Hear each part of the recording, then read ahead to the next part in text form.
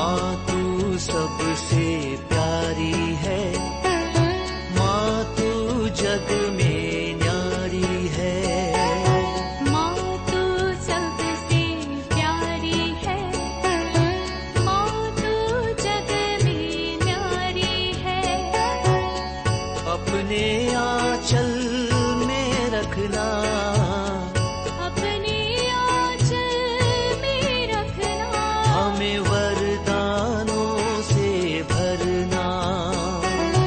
माँ तू सबसे प्यारी है, माँ तू जग में न्यारी है। माँ तू सबसे प्यारी है, माँ तू जग में न्यारी है। पिता, पुत्र और पवित्र आत्मा के नाम पर आमीन। आप सबों को जय यीशु। आज हम लोग माता मरियम के स्वर्ग में उद्ग्रहण के विषय में, स्वर्गारोपण के विषय में मनन चिंतन करेंगे। 15 अगस्त को हम लोग हर वर्ष माता मरियम का स्वर्ग में उद्ग्रहण का पर्व मनाते भी हैं। कैथोलिक कलीसिया में इसको 1 नवंबर 1950 में एक विश्वास सत्य के रूप में घोषित किया। संत पापा पियूस 12वें ने 1 नवंबर 1950 में विश्वास सत्य के रूप में घोषित किया, क्योंकि अनेकों प्रोटेस्टेंट लोग माता मरियम को पापिनी स्त्री के रूप में, वेश्या के रूप में, महाबाबिलोन है, वो स्वर्ग के में उनके लिए पूरी बना रहा है, पता नहीं क्या देवी देवता के रूप में सब बताते हैं। उनके अनेकों बच्चों के विषय में हम लोग इन दिनों में उसका मनन चिंतन करते हुए आए। बहुत कुछ हम लोगों ने मनन चिंतन किया, तो उसमें स्वर्ग में वो नहीं गई है ये बोल रहा है, क्योंकि पूरा सर्टिफिकेट उन लोग देते हैं। कैथोलिक कलीसिया का सर्टिफिकेट उनके लिए लागू नहीं है।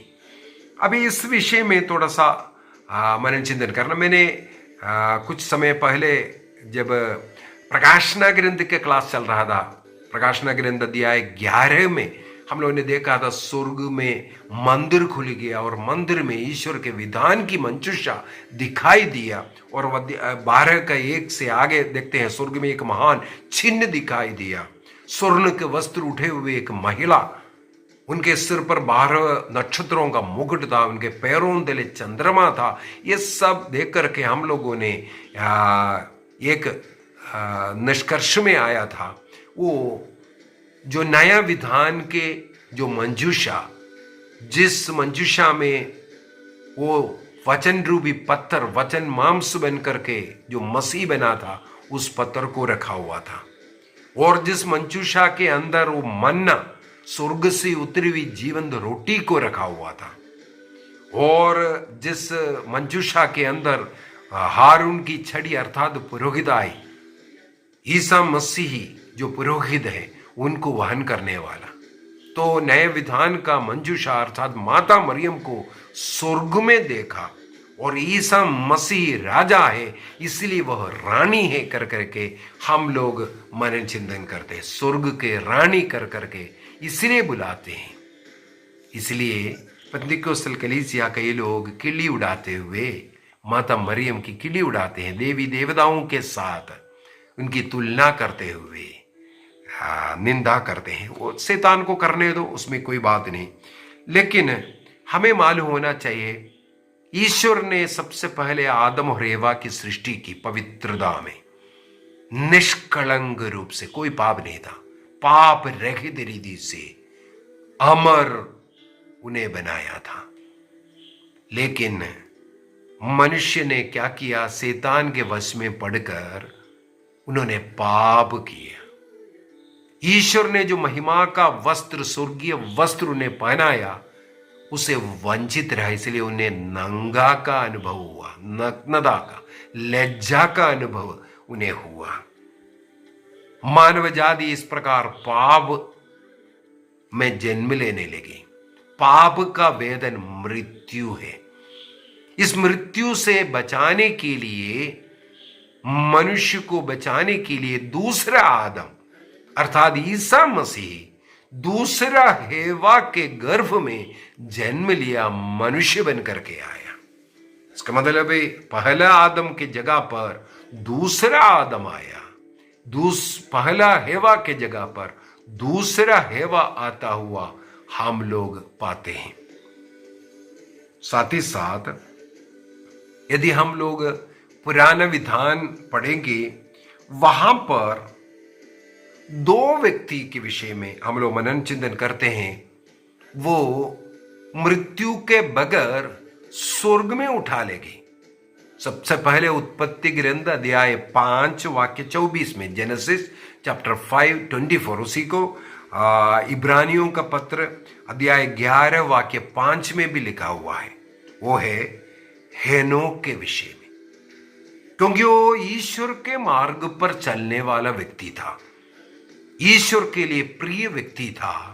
उसको ईश्वर ने शरीर के साथ मृत्यु के बगैर स्वर्ग में उठा ले गया, ये बाइबल बताता है। दूसरा नबी एलिया के विषय में, यदि हम लोग राजाओं का ग्रंथ अध्याय 17 से आगे पढ़ेंगे, वहां पर नबी एलिया के विषय में लिखा हुआ है।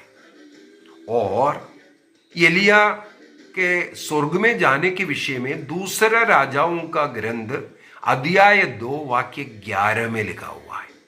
उनका इस प्रकार का जीवन के कारण मसीह के लिए, ईश्वर के लिए एक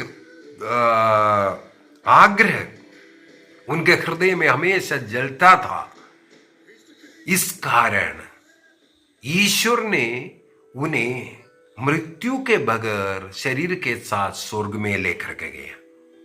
तो दो व्यक्ति प्रभु के मार्ग पर चलने वालों को पुराना विधान साक्ष्य देता है कि स्वर्ग में ईश्वर ने उन्हें लेकर के गया। अभी सवाल उठते हैं, क्या माता मरियम इस हेनोक से बढ़कर के नहीं है? क्या माता मरियम इस एलियास से बढ़कर के नहीं है? सोचने वाली बात है। मसीह को जन्म लेने के लिए मसीह के योग्य अनुरूप जीवन जीने वाले, जो शैतान के अधीन ना रहे।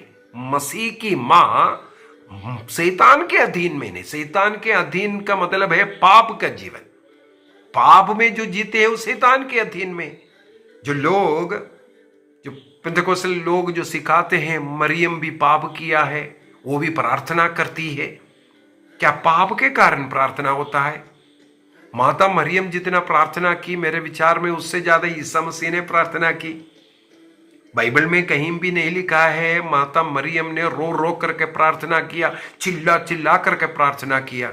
मौन रहने वाली थी, सब कुछ हृदय में संचित रखने वाली, मेडिटेशन करने वाले, कंटेम्पलेशन का जीवन जीने वाली थी। लेकिन ईसा मसीह के विषय में लिखा है आंसू बहाकर चिल्ला चिल्ला करके वही प्रार्थना करता था। रात्रि भर प्रार्थना करने वाला, सुबह उठ करके प्रार्थना करने वाला, निरंतर प्रार्थना का जीवन जीने वाला मसीह क्या पापी होने के कारण है?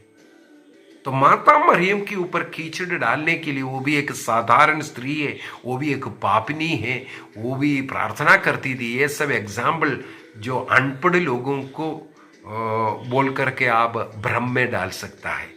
जो बाइबल का थोड़ा बहुत भी ज्ञान रखने वाला इस भ्रम में नहीं गिर सकता है। कैथोलिक कलीसिया का धर्म शिक्षा ग्रंथ 974, कैटेकिज्म 974, ईश्वर प्रभु ईसा मसीह के साथ मरियम की उस अटूट संबंध, बंध, एक बंधन था, एक जुड़ाव था। वो गर्भ से लेकर के कलवारी तक नहीं था, प्रसव के बाद, शरीर के बाद अलग हुआ, ये बोलने वाला, ये समझने की जरूरत है उनको एक आत्मिक जुड़ाव। सबसे पहले हम लोग जो फैमिली क्लास लेते हैं, सबसे पहले सिखाते हैं आप लोगों का मन में, एक बच्चे के लिए मन में पहले एक आग्रह लेके आइए, इसके बाद शारीरिक रूप से बच्चे को हृदय में कोख में लेके आना। माता मरियम का ईसा मसीह के जन्म से पहले स्वर्गदूत गब्रिएल का जो प्रणाम प्राप्त करने के पहले से उस मुक्तिदाता के इंतजार में रहते थे। मरिया वाल्तोरता का poem of the man God बोल करके एक किताब है। माता मरियम ईसा मसीह ने मरिया वाल्तोरता को दर्शन दे करके ईसा मसीह के लिए, उस मसीह के लिए, मुक्तिदाता के लिए इंतजार करने वाली माता के एक पोर्ट्रेट है, एक विवरण है उसके अंदर। मां मरियम बोलती है जिस राजमहल में मसीह का जन्म होगा वहां का एक नौकरानी बनने का कृपा मिल जाए, ताकि उस राजकुमार को, उस मसीह को मेरे हाथों में मैं उठा सकूं, चोरी चुपे उसको चुंबन दे सकूं। इस प्रकार ईसा मसीह के जन्म से पहले उनके विषय में सीखकर स्वप्न देखने वाली, मसीह के लिए तरसने वाली एक नौकरानी बनकर और जीवन के अंत तक पवित्र रहकर, कन्या रहकर, उस कन्यत्व को मसीह के लिए अर्पित करने वाली वो मरियम अपने हृदय में मसीह को ग्रहण किया। इस प्रकार का ये आत्मिक एवं शारीरिक बंधन संसार के जीवन के अंत में ईश्वर ने मसीह के समान उनको भी शरीर के साथ स्वर्ग में महिमा में उठाया करके कैटेकिज्म ऑफ कैथोलिक चर्च 974 में हमें सिखाते हैं। इसके बाद ईसा मसीह के उस पुनरुत्थान के भागीदारी माता मरियम को देते हुए क्रिस्तियों का पुनरुत्थान का एक पूर्वास्वादन भी हमें वहां पर सीखने के मिलता है। मृत्यु के बाद हम लोगों को भी इसी प्रकार स्वर्ग में प्रभु का मैंने प्रकाशना ग्रंथ अध्याय 20 का जो क्लास लेते हुए यही बताया था। उनको पुरोहिताई का राज्यत्व, राजकीय पुरोहित गण में मिलकर के स्वर्ग में निरंतर उनकी महिमा करने का हमें भी योग्य बन जाते हैं। तो माता मरियम को नए विधान की मंजूषा के रूप में प्रकाशना ग्रंथ अध्याय 11 के अंदर वाक्य 19 के अंदर हम लोगों ने देखा, और अध्याय 12 में भी हम लोग देख रहा है, वो यहाँ पर हम लोग विश्वास के योग्य है। ईसा मसीह के अनुरूप उन्हें भी इस संसार के जीवन के अंत में स्वर्ग में लेकर के गए। माता मरियम के स्वर्गारोपण का, स्वर्ग में उत्ग्रहण का कलीसिया में दो प्रकार का परंपरा चलता है। दो प्रकार का परंपरा, वो दोनों परंपरा इस माता मरियम और संत योहन का कहाँ रहा है और माता मरियम का जो अंत समय है कहाँ थी उसके ऊपर है। वो एफेसुस में भी रही थी, वो यरूशलेम में भी रही थी, इसलिए एफेसुस में भी उसका एक कब्र बना दिया और यरूशलेम में भी उनके एक कब्र बनाया, क्योंकि उन लोगों को जो मिला हुआ इतिहास कहाँ रही थी, क्या है, यहाँ पर उनका मृत्यु हुआ, इस प्रकार बोल करके वहां एक कब्र बना कर रखा। तो कलीसिया के अंदर दो परंपराएं इस प्रकार चलने के कारण कैथोलिक कलीसिया ने एक सत्य को उठाया। वो सत्य यह है, माता मरियम के जीवन के अंत में वो शरीर के साथ स्वर्ग में उद्ग्रहित हुआ।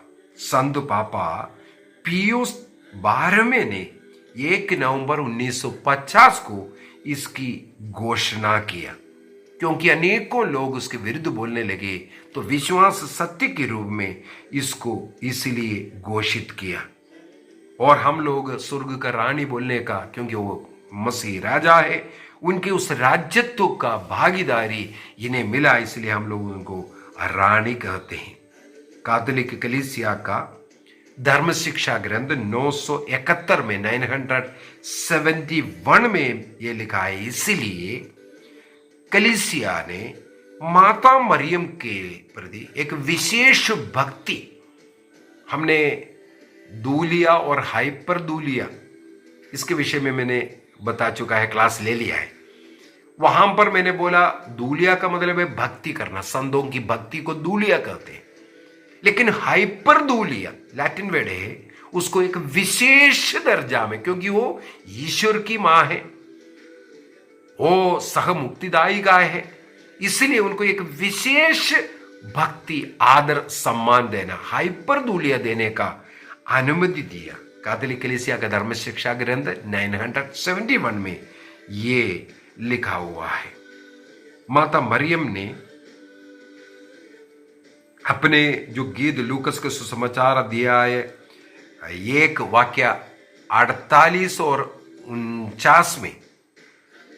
49 में बोलती है, मरिया गीत भजन उसके अंदर बोलते हैं, अब से सब पीढ़ियां मुझे धन्य कहेगी, क्योंकि सर्वशक्तिमान ने मेरे लिए महान कार्य किए हैं। ईश्वर की मां बनने का और जीवन के अंत में स्वर्ग में उठा लेने का ये महान कार्य उनके साथ करने के कारण सब पीढ़ियां उन्हें धन्य कहेगी। आइए हम अपनी आंखों को बंद करें और बोले, प्रणाम मरिया, कृपा पूर्ण प्रभु तेरे साथ है, धन्य तू स्त्रियों में और धन्य तेरे गर्भ का फल यीशु। हे संत मां मरिया, परमेश्वर की मां, प्रार्थना कर हम पापियों के लिए अब और हमारे मरने के समय। आमेन आमेन। पिता, पुत्र और पवित्र आत्मा के नाम पर आमेन। आप सबों को जय यीशु।